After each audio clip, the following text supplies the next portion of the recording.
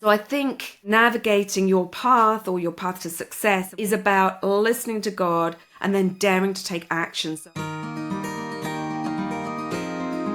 Hey friends, welcome back to another episode on Unlock Meaning. And today we're having Ruth Kearns Wollmann on. She's a talented coach who believes in the power of human potential. And we're talking about how you can find purpose and how you can navigate this difficult season of our lives, which we call the midlife crisis, when we all of a sudden lose meaning and hope. So stay tuned for an amazing conversation. If you want to find purpose and meaning in your life, I have a free gift for you, my friend. Just download this free guide using the show notes below, and it will help you get started right away, because I want you to be able to live a life of meaning and fulfillment. So don't pass this offer. Go right now before we start the interview and download your free gift. Hey Ruth, it's a pleasure to have you on today. Hi, how are you? I am good. How are you? Yeah, fine. It's a bit rainy here at the moment, but we're all good. Yeah, no worries.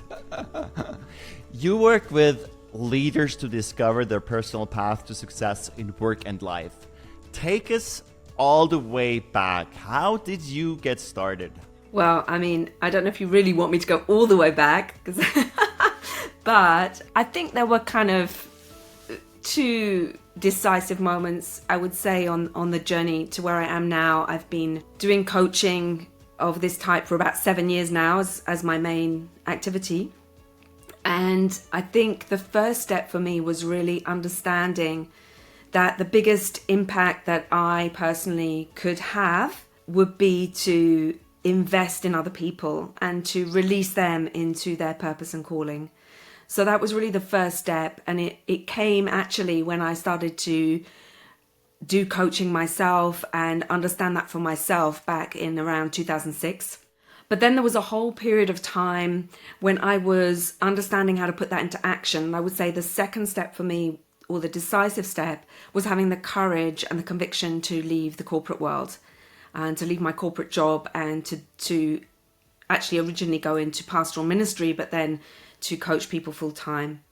So I would say that those were the two decisive steps. And I can tell you a bit more about how that worked. But for me, it's really understanding who I am, the biggest difference that I can make in the world. And it's really about not just what I can achieve, but how I can leave the world not just in better place, but in better hands in the next generation. So that was the first step. And the second step, having the courage to act and kind of step out in faith, really, to do something more radical than I was doing before. Yeah, that's wonderful. I mean, you have quite a journey. You went from the corporate world with a lot of responsibility into pastoral ministries, and now you're an entrepreneur. So my question is now, how have you navigated your own path to success? Because it's quite different being in the corporate world and then moving into ministry, right? I think the easiest way to explain to your audience is through the lens of my faith, because I think, I've made a lot of mistakes in my life and, in my career. Ultimately, I think if we talk about success or how I got where I am now, what has worked has been when I've listened to God and I've been able to obey and do what he says. And I think I can give you an example in this journey that I was talking about. So as I said, around 2006, I started to understand better my life purpose, who God has called me to be, who I am really, who I am in Christ, but also who I am as an individual, because I believe that, God has made us all unique for a reason, because no one of us is the savior of the world. That's Jesus. But together, he calls us to bring his kingdom, in partnership with him. And so understanding our part in that is key. So that involved me, actually, it was not through teaching at church or in a Christian context. It was through this coaching course that I started to understand better who I was. And I started to explore that and to bring that before him. And I remember clearly, for example, I'm on this coaching course and I'd understood at that point in my life that, God had given me gifting around listening. I was in this coaching course. We had to give acknowledgement to the people in front of us. And I remember having this lady standing in front of me. In my human being, all I could think was, I find this person really irritating. really irritating. And I just kind of opened up my hands. I said, God, help. And I started to speak. I started to say something.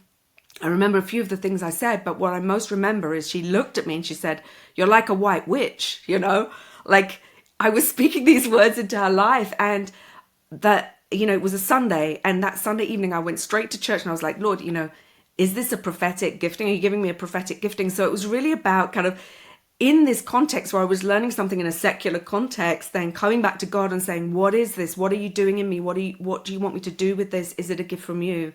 And putting everything back in his hands. So that's kind of one example. And then I took a 3-month sabbatical. I went to Cape Town. I worked in a prison ministry for 3 months. And during that time, I really set the time aside also to listen to God about my future. I wanted to understand how these coaching skills and my business skills could be used in the context of serving other people in a ministry, mainly actually serving the people who worked with the prisoners, not the prisoners themselves. And I journaled a lot. And I came back, I was promoted. I came back to Geneva in a big corporate job, and I started serving in the church. And, there was good and bad in that time. Some things I did well, some things I did less well. But a crunch point came in about 2012 when we knew each other at that time, right? You were in the region here in Switzerland, and I was challenged by my pastor to quit my job and go work for the church as a pastor.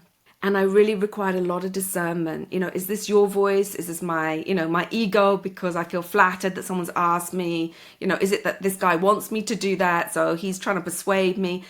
And I went back through all my journals and I read what I'd written. There were things that people said to me in my Connect group. And I remember one day sitting down with God and saying, oh no, you're not calling me to be a pastor, are you? Because it was the last thing I wanted. I had pastors in my family and it was just not something I wanted, okay? So I had to be really convinced by God that this was his voice. And so I think, navigating your path or your path to success, and we'll talk a bit about what we mean by success, but it is about listening to God, reading his word. I haven't said that, but I mean his word first and foremost, and then what he's saying to you, wise counsel, putting these things together, and then daring to take action. So, I left my job, my salary was cut, by 2/3. At that time, I didn't know how, I had to try to make a budget. So it's the practical side with the spiritual side, and the courage, as I said, to obey and take a step of faith and trust that if I make a mistake, that also God is going to give me some grace. And that went on, 4 years later, I decided to leave that job. And it was not an easy decision. And I had to come to God and say, did I mishear you when you said that you were calling me to be a pastor? Because I really felt like I should be starting my coaching practice on business. And what I felt he was saying was, no, you didn't make a mistake. You are a pastor. It's just not going to be the way you thought it was going to be. So we realize that we hear God, but we're not perfect. We don't hear him properly sometimes. And then we have to retune and recalibrate from now and again. Am I still on the right path? What's next? And how can I do that now where I am now, How did these radical decisions change your view or definition of success? I think our definition of success clearly evolves over our lifetime, probably. I think that we all, particularly when we're younger, I think there are expectations of us, whether it be from society or from our family of origin or people we respect. In the family I grew up in, clearly education, and, there was a path ahead of me that I was supposed to follow. Success was equated with academic success and getting a good job and all of those kind of things. And it's actually quite natural when we're in our 20s, I think, because we're establishing ourselves in the world and we're figuring out who we are. I think another thing that sometimes happens is we become like the people we surround ourselves with. And that became clear to me when I'd taken my 3 months of sabbatical and I'd been driving around in a beaten up VW Golf and I was living with minimal resources. I came back and, all my colleagues had big cabriolets and all this stuff. And you make a decision, what lifestyle do I want? And yet we still, there's still the temptation or the, we live a bit the lifestyle of the people we're surrounded with. So when I quit my job, I think there was I didn't have the same budget, so I had to adjust, but there was also kind of, these are not the things that make you who you are or make you happy, yeah, or make you successful. There's still a little bit of that anxiety or comparison, maybe wondering what other people are going to think. But our definition of success has to be about what is driving me, I think, underneath. What is my motivation for this, rather than like the external measures of success that other people might have. And as we get older, and particularly when we get towards the middle of our life, there's really a crunch point where we have to ask ourselves, all these things that I have created for myself, you know, my family, my home, my lifestyle, etc., my degrees, my academic achievements, or my work achievements, are they really what it's all about? Or what is it all about? You know, and what do I want to build for the future? What do I commit to for the future? So what is your 2-sentence version of your definition of success today? Success for me is about every day becoming more like Jesus. That's we're created to be in relationship with him, in relationship with God, to become more like him, and transformed into his likeness by his Holy Spirit. So that's kind of, I see it as, that's the center, the core. And then to partner with him in bringing his kingdom. For me, a purpose is who we are and the impact we have in the world. And it's not related to my circumstances, or it's related to how I show up now. And mine is, I learned to do it as a metaphor, and I don't mind sharing this, but it's, I'm the moon that shines into people's souls and calls them forth to dance in the rhythm of life. So whenever I come back to who am I and why am I here, it's about reflecting God's light into people's lives and calling them out, people out of their place of confusion or darkness into the light, so that they can dance in his life. So that's really, if you like, my calling. And success looks like being true to that, you know, becoming more like Jesus, letting go of the things that are holding me back in him, my past hurt and my wounds, which we all still have, and stepping more and more into that, so that more people are released into his purpose and his kingdom will come. That's what I believe. I mean, that's why I believe I'm here. So seeing glimpses of that happening is success for me. Wow, that's a powerful definition of success. And Ruth, your life is just spectacular. I mean, I'm very impressed, and I can also relate to what you've gone through, because I myself have said no to the corporate world and gone into ministry, and now I'm an entrepreneur, so we have a lot of similarities. Now, the question I would like to ask you, Ruth, is some people would say that's great, and others would maybe ask us the question, is this a midlife crisis? Are we not satisfied with the status quo, or what's going on? How would you answer this question? To be honest, I don't care if it was a midlife crisis. I think midlife crisis is probably a real thing. I mean, the data says it is. There's so much data that work stress peaks at 45, job satisfaction hits a bottom, people grow more and more responsibilities in their life. They naturally ask themselves what next. We may even be wired that way because the beginning of our lives when we're young, the whole kind of thing is about getting yourself going. You know, even look at the Bible. Jacob had a massive midlife crisis before, you know, God called him Israel. He struggled with God. I think it's a natural part of our lives. And if that struggle leads me to be able to let go of some of my ego, my needing to be right, my needing to be in control of my life, and to surrender to God and to say, you know, actually, this is more than just about me and my success. This is about, you know, what is God's purpose in this world, you know, to bring his kingdom through his people, and what is my role in that?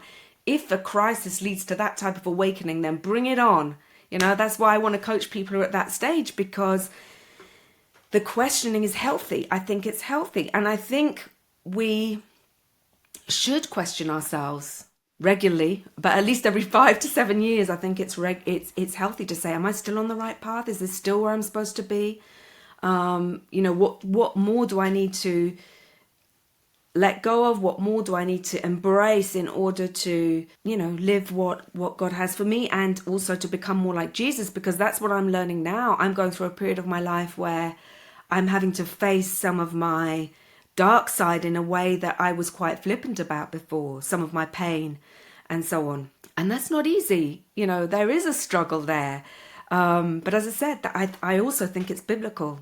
I also think, more we open up, more the Holy Spirit, is like, yeah, you want me to, you're ready? Okay. Because, God only gives us as much as we can bear. And, when I wouldn't have been able to do that 20 years ago, I think.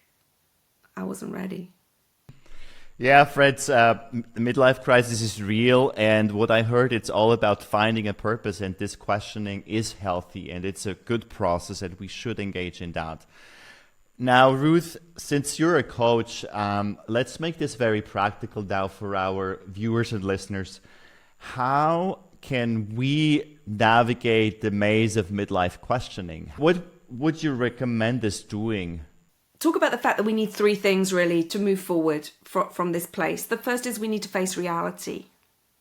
So there's a point of putting down all the questions. One simple thing you can do is just ask yourself, because often what happens is people come to me and they say, oh, I'm so confused. Nothing is clear. It's very confusing. And sometimes we underestimate the fact that some things are clear. And so I recommend you to just write down what is clear.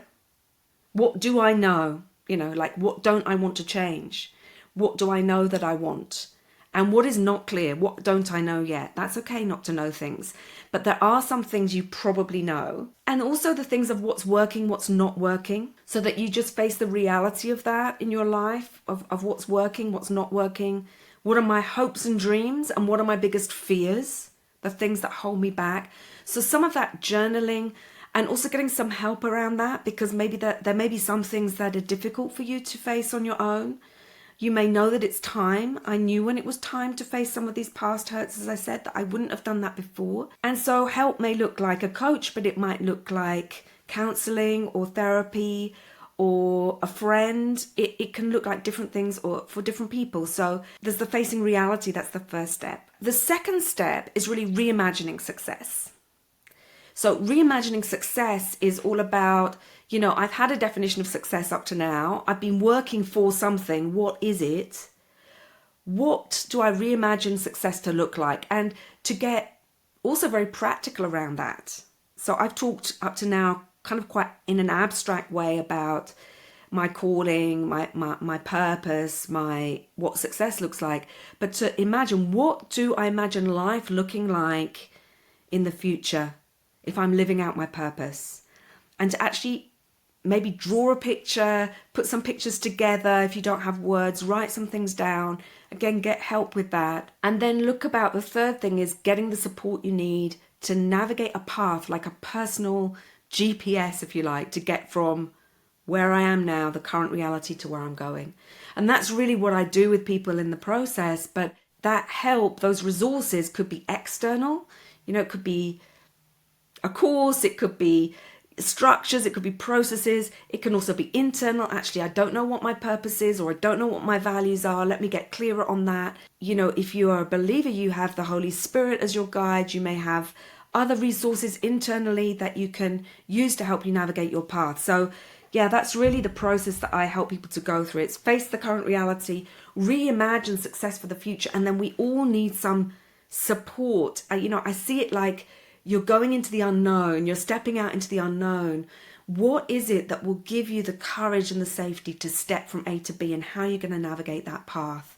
I don't know how it was for you, David, as you kind of stepped out into the unknown and you thought about that, some ideas of where you wanted to go. But I think for all of us, there's the conviction, and then there's the reality of stepping the path and going step by step every day towards where you want to be. What you've just said, Ruth, totally resonates with me, because especially the unknown part. And there were so many unknowns stepping out and, walking on the water.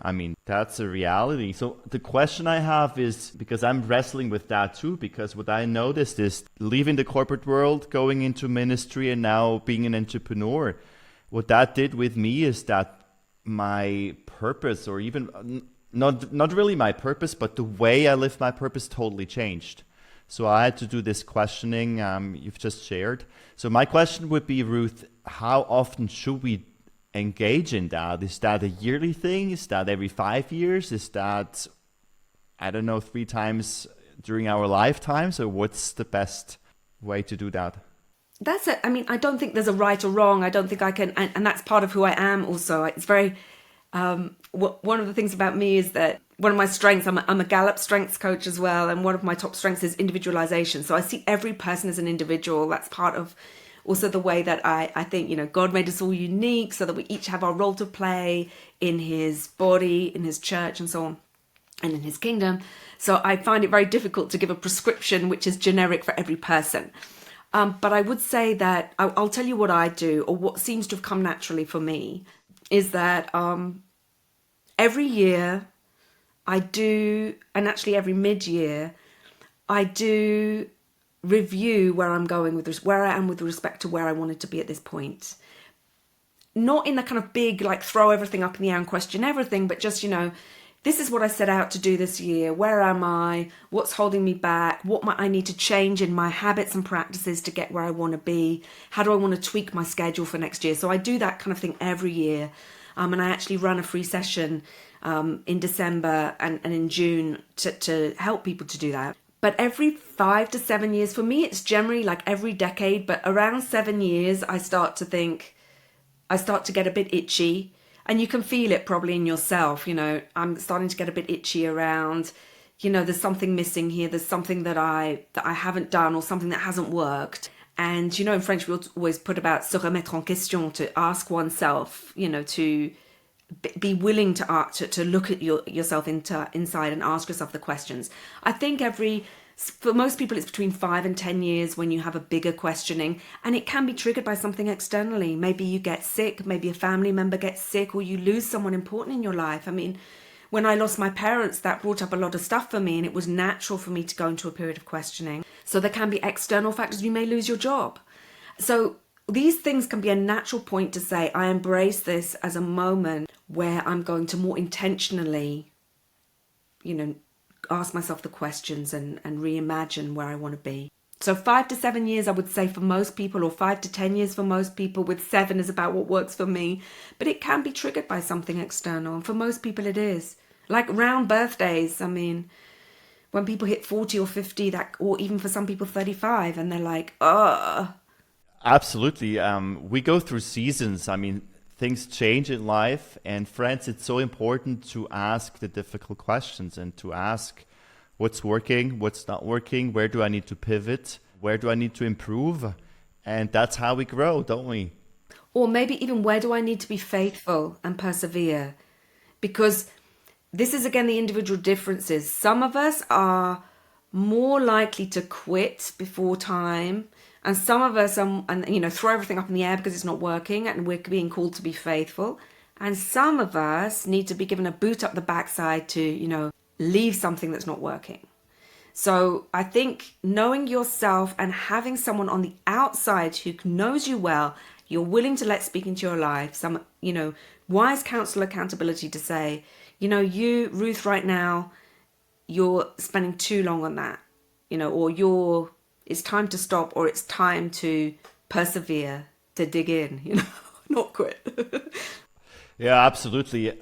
I mean, I found this very helpful to have other people in my life, because we all have blind spots, and they see exactly what we need to change. They can speak in our lives. I found that very powerful. I was going to say that's so important as a believer. I think post-COVID, I see so many people who are no longer in fellowship, in community, and it's a real danger and risk for us not to surround ourselves with other people. To think that we can go it alone is like one of the most challenging. It's also can be an area of sin, or an area where we might fall. Absolutely, yes. As we are wrapping up, Ruth, can you give us the number one thing you want us to walk away from our conversation? There's one thing I haven't said, okay, that I wanted to say. So it may be not the number one thing, because I think the number one thing is, if you are a follower of Jesus, It's about surrendering to him and allowing him to transform you, continuing to listen and to obey. That's the number one thing. But the other thing I wanted to say, which may be related to it for some of you, is that your daily habits and practices are what is going to make the biggest difference. So we talked a lot about defining purpose, where am I going to go, big decision points, but your life is lived out in your daily practices and habits. So don't neglect that. Those are the things. Keep it simple. What can I do today to live out my purpose? Not what will I do tomorrow, what did I do last week? What can I do today in the moment? Keep it that simple. Is step by step by step, you get where you're going. The compound interest effect is real. Yeah, friends, it's the small little steps and being consistent. That's how you're getting successful. It's simple and yet highly effective. Thank you this is a great word of conclusion. I mean, don't overcomplicate it, make it simple, be consistent, show up every single day and do the right things. That's my interpretation of just what you've just said, Ruth. And you're a great example, my friend. Absolutely, yes. It totally resonates with me what you've just said, so it's so important. So, yeah, thank you so much, Ruth, for bringing on all these value bombs. It's been an amazing conversation. Unfortunately, the time is already up. But before we stop, where can people connect with you, Ruth? The place where I am most often is actually on LinkedIn, for those of you who are that type of person. LinkedIn is a good place. Just search my name, Ruth Kearns Wollmann. It's easy. I'm also on Instagram, but I do less kind of my worky stuff there. And my website, of course, yourpathtosuccess.ch. There's a connect button on there. You can set up a 30-minute chat with me. You can connect with me. And then I will be running this free session in December. I haven't set the date yet, but it'll go on my website and I'll put it on social media for you that you can join via Zoom to look at where you are versus where you wanted to be this year. Yeah, friends, do take advantage of this offer to get on a call with Ruth and also join her workshop. That's an amazing offer. So I'm going to leave all the information in the show notes below. And thank you, Ruth, so much for being on the show today. Oh, thank you. It's great to see you.